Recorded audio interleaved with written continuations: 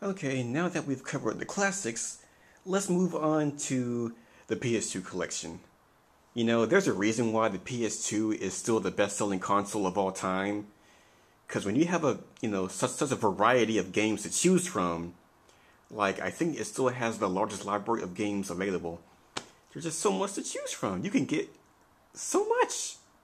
And I only own these. I could have more if I wanted to, but I'm not. Well, not yet. I'll buy them later. But let's get started. Burnout Revenge, my favorite of the Burnout series. I also have Paradise on the PS3, but this is just a better game overall.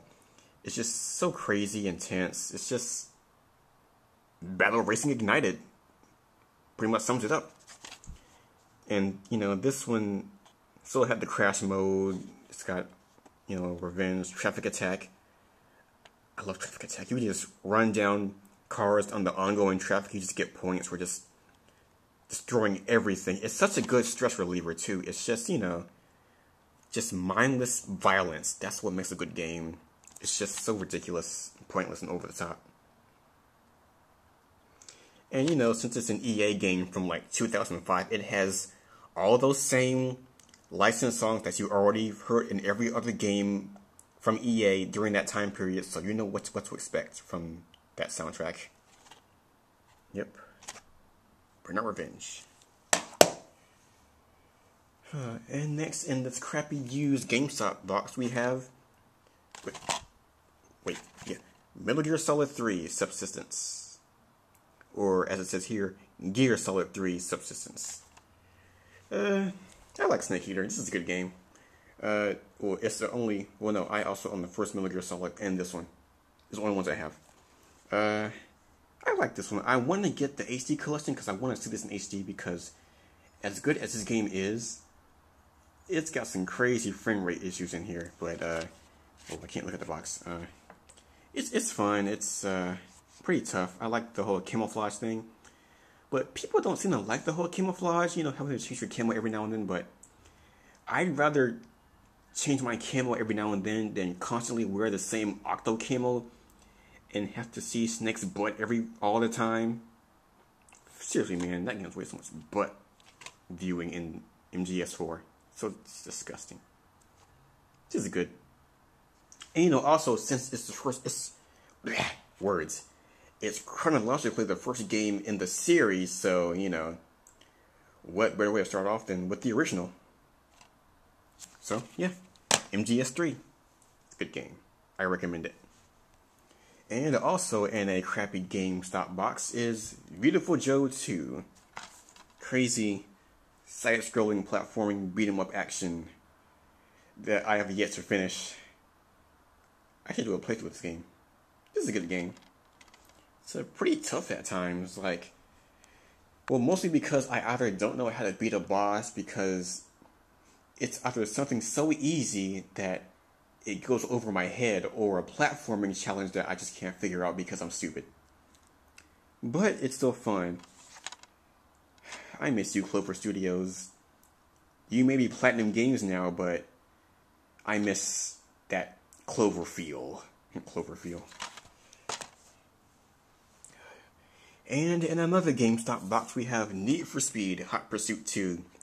In my opinion, the best Need for Speed game of them all. Forget all that underground street racing crap, that shift. Nah, forget that. This, you just run from the police. That's all you do. And that's all you need in a game like this. None of that storyline crap, none of that crappy, let's put some B-list actors in front of a green screen and have them pretend to act. Some crappy actors, man. This is just, it's just a good racing game. It's just a good game. You just race, avoid the police, avoid their relentless attacks of roadblocks, helicopters shooting missiles at you, spike strips, and all that crazy stuff. And also, it has a good soundtrack. It's an awesome soundtrack. What the heck? Get back in the case. Stupid, crappy cases. Right. Okay, that's that. Next is Red Faction. I got this one from half.com in an attempt to kind of increase my repertoire of first-person shooters because I'm not a fan of the FPS yet. I'm not a fan of the FPS genre, or at least, you know, the whole modern FPS genre, because they're all the same in my opinion. I don't care what you say. I don't care. This is a good game though. It's got that classic thing, you know. And of course, you know, it had the whole geomod technology in the environments where you could like blow them up, you know, blow holes in walls to make doors and all that stuff. Got some vehicles which kind of suck, and cool weapons. Good stuff. And also, you don't need to sprint. That's right, the main character can run fast enough to get from place to place without having to hold down a button just to run. You got that? Modern developers, you don't need to sprint. Just make them run faster. Do it. Red Faction. Awesome game. And of course, Kingdom Hearts.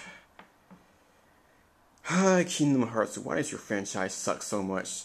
You were doing so well in the first game, and you went from, you know, a Japanese Disney game to JRPG nonsense with Disney characters in it, you know. This was a good game.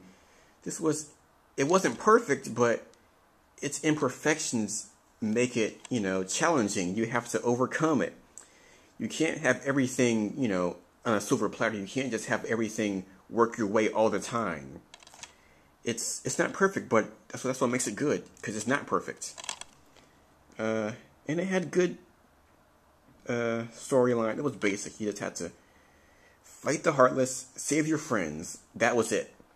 None of this nobodies, the heart of the world, all this random nonsense about